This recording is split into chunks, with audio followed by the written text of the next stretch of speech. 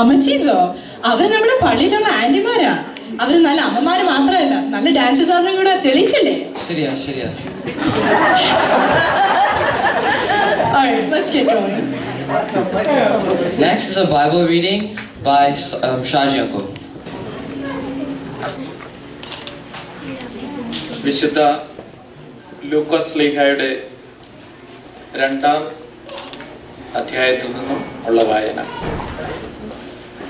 ആട്ടിടയന്മാർക്ക് ലഭിച്ച സന്ദേശം. ആ പ്രദേശത്തെ വയലുകളിൽ ആടുകളെ രാത്രി കാത്തുകൊണ്ടിരുന്ന ഇടയന്മാർ ഉണ്ടായിരുന്നു. കർത്താവിന്റെ ദൂതൻ അവരുടെ അടുത്തെത്തി. കർത്താവിന്റെ മഹത്വം അവരുടെ മേൽ പ്രകാശിച്ചു. അവർ വളരെ ഭയപ്പെട്ടു. ദൂതൻ അവരോട് പറഞ്ഞു, ഭയപ്പെടേണ്ട, ഇതാ സകല ജനത്തിനും വേണ്ടിയുള്ള വലിയ സന്തോഷത്തിന്റെ സദ്വാർത്ത ഞാൻ നിങ്ങളെ അറിയിക്കുന്നു. ദാവീദിന്റെ പട്ടണത്തിൽ നിങ്ങൾക്കായി ഒരു രക്ഷകൻ, കർത്താവായ ക്രിസ്തു ഇന്ന് ജനിച്ചിരിക്കുന്നു.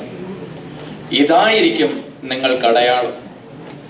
പിള്ള കച്ച കൊണ്ട് പൊതിഞ്ഞ് പുൽത്തൊട്ടിയിൽ കിടത്തിയിരിക്കുന്ന ഒരു ശിശുവിനെ നിങ്ങൾ കാണും. പെട്ടെന്ന് സ്വർഗീയ സൈന്യത്തിന്റെ ഒരു വ്യൂഹം ആ ദൂതനോടുകൂടെ പ്രത്യക്ഷപ്പെട്ട് ദൈവത്തെ സ്തുതിച്ചുകൊണ്ട് പറഞ്ഞു, അത്യുന്നതങ്ങളിൽ ദൈവത്തിന് മഹത്വം, ഭൂമിയിൽ ദൈവകൃപ ലഭിച്ചവർക്ക് സമാധാനം. നമ്മുടെ കർത്താവായ യേശു മിശിഹായ്ക്ക് സ്തുതി. വിശുദ്ധ പൗലോസ് ശ്ലീഹ ഫിലിപ്പിയർക്ക് എഴുതിയ ലേഖനം 2-ാം അധ്യായത്തിൽ നിന്നുള്ള വായന.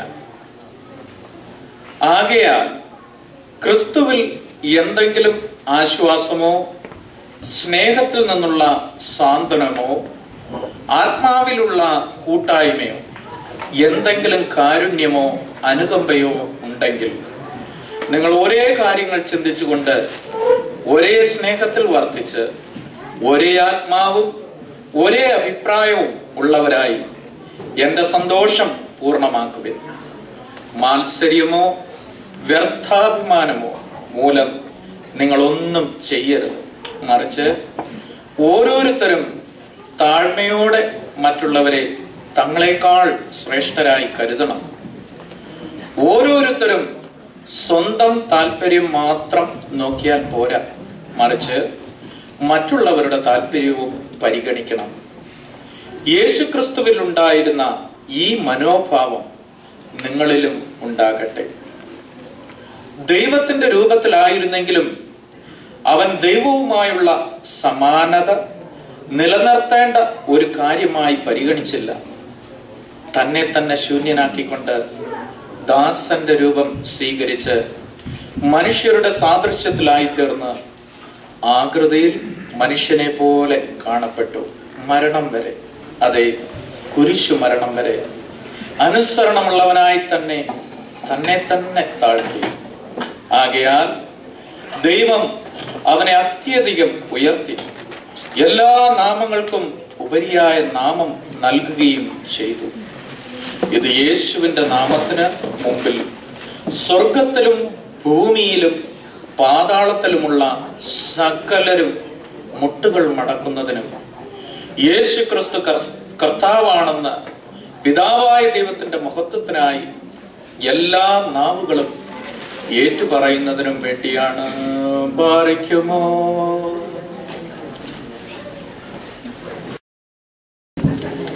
Alright, it looks like there's going to be a delay for the next program, but that's okay. I have a little joke I wanted to share with you. It's from the hit TV series called Akarakarchigal. So the main character, George, decides he's going to buy a Mercedes-Benz car. So he decides, okay, I should call the head office. So he calls in the head office and he's asking them, I want to buy a car. So they say, what type of class are you looking for? So he says, middle class? And they were like, no. There's three classes, C class, E class, and S class. So then he asks, how much for C class? 35,000. 35,000? How much for E class? 65,000. How much for S class? 90,000. Do you have any A class or B class, guys?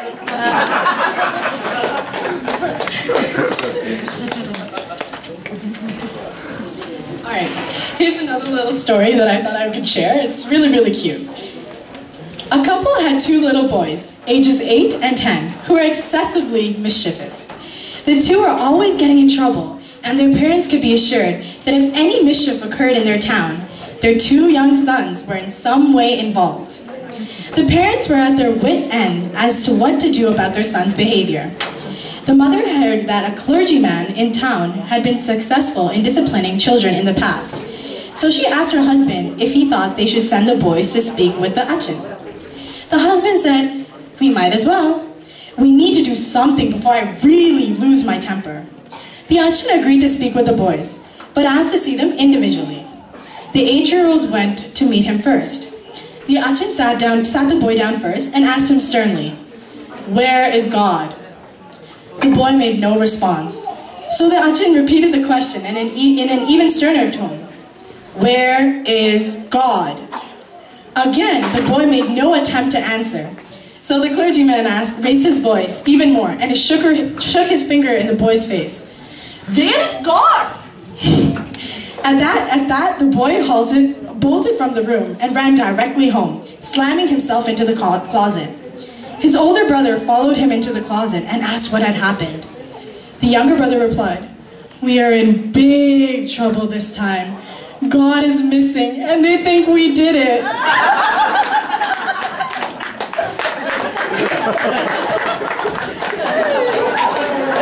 Now we invite you to watch the Blacklight performance. In the beginning, when God created the heavens and the earth was a formless void, and darkness covered the face of the deep. Then God said, "Let there be light." And there was light. Genesis chapter 1, verse 2 and 3. From then onwards, God continued to send his radiance to his loved creation, the human beings. We invite you to get a glimpse of that radiance from a stage show by our youth.